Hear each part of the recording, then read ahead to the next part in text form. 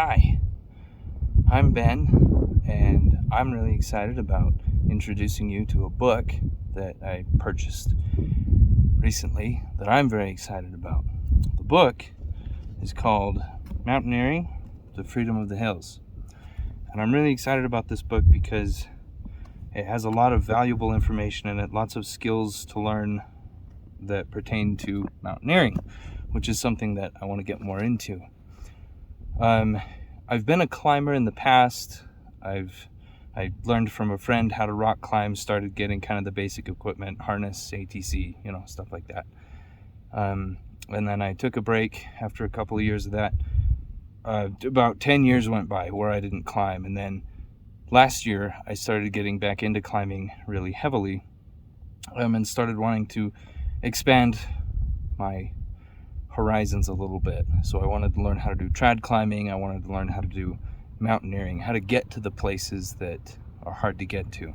So I picked up this book and I'm really excited about it. What I want to do is start a video series that documents sort of my journey learning these skills and trying them out, practicing and stuff like that. So I hope that this video series will accomplish a couple of things. I hope it'll help motivate me to keep going. I hope it'll help me to create documentation for things that I can go back to and reference in the future. And I hope also that it will help you if you're interested in mountaineering. I hope that maybe it'll convince you to buy this book. Maybe it'll convince some people to get out there and start experiencing this world.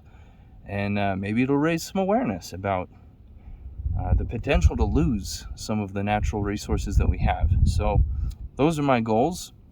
And with all of that laid out, I'd like to introduce you to the first thing from the book that I felt like I could put into a video. The very first chapter of the book, the first section of the first chapter, is talking about things that you need in order to start doing this. And when I say things you need, it's talking about you're going to have to learn skills, you're going to have to develop techniques, you're going to have to acquire equipment necessary for survival in the mountains. And then it had a little sidebar called the Climbing Code, which has been developed by the mountaineers. That's a series of points that are important to remember on every outdoor adventure. And these points have been developed through assessing not only successful outings, but the unsuccessful outings as well. They've taken and analyzed accidents that sometimes have cost people their lives. And so these points are very important to remember, and they're important to implement as you go out into the outdoors. So I typed them up, printed them off so that I could show them to you here. This is the Climbing Code. I hope that you can read that. If not, it's okay, because I'm going to read them to you. So the first point is leave the trip itinerary with a responsible person. I fully endorse this. My family knows where I am right now. They know this location and how to get here. So I'm safe should something happen, should I go missing, they know where to start looking. The second is carry the necessary clothing, food, and equipment. And what I haven't shown you yet is I've got my little pack here that I've included all of the things that I could need on this simple outing. I'm not very far away from a road, away from my vehicle, so I'm safe here, which is important for the third point. The third point is a climbing party of 3 is the minimum unless adequate prearranged support is available. On glaciers, a minimum of 2 rope teams is recommended. So again, I love this. I don't always do a party of 3. Obviously, it's just me here. Sometimes when I climb, I will climb solo, but I do all of the other things. I'm not very far away from a road, from my phone, from communication, from my vehicle. People know where I am, and I never climb above my ability. So I'm very safe in the way that I do these things. As I go into more extreme conditions, more mountaineering conditions, I for sure will be bringing other party members with me to follow this point here. And I hope someday I get to do glacier travel. I don't know if I'll ever get that far, but I hope to. The next point is rope up on all exposed places, and for all glacier travel, anchor all belays. Couldn't agree more. easy. Sometimes it's easy to look at a rock and say, okay, well, that's easy. But if it's exposed, it may be easy climbing, but if you fall, and that's a 75-foot drop, if you fall, you should be roped up. You are exposed. The next point is keep the party together and obey the leader or majority rule. I've never been on an expedition where this was threatened or difficult to do, but I imagine that it's probably cost some people their lives, so this is a good thing for me to remember.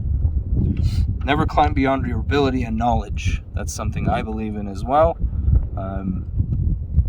I climb pretty low-grade stuff as far as technical climbing goes, but I'm very safe in everything that I do. Everything is backed up, everything is anchored, and I climb pretty easy stuff. Never let judgment be overruled by desire when choosing the route or deciding whether to turn back. I haven't had a big problem with this yet, but I can easily see how it would be a problem if you've paid thousands of dollars for the equipment or the vacation time or the travel expenses to get to where you're going, and then you get weathered out. It would be difficult to make the call to pull the plug on the trip. The next point is follow the precepts of sound mountaineering as set forth in books of recognized merit. I guess I'm doing that now. The last point is behave at all times in a manner that reflects favorably upon mountaineering, including adherence to leave no trace principles. This one I think is super important because it may not threaten your safety if you don't follow this tenet, but it threatens the natural resource that we all enjoy. If we behave callously or carelessly and leave our trash or damage the rocks or the trees or the trails or wherever it is we are, if we're making a negative impact, then that leaves those who are in charge of the land we're using no reason to let us continue using it. So that to me is every bit as important to all the other ones, not because it's going to rob you of your safety, but it's going to rob you of future opportunities.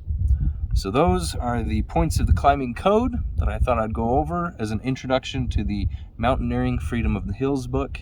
And I hope that this is going to be a fun series to make. I hope that we can learn together.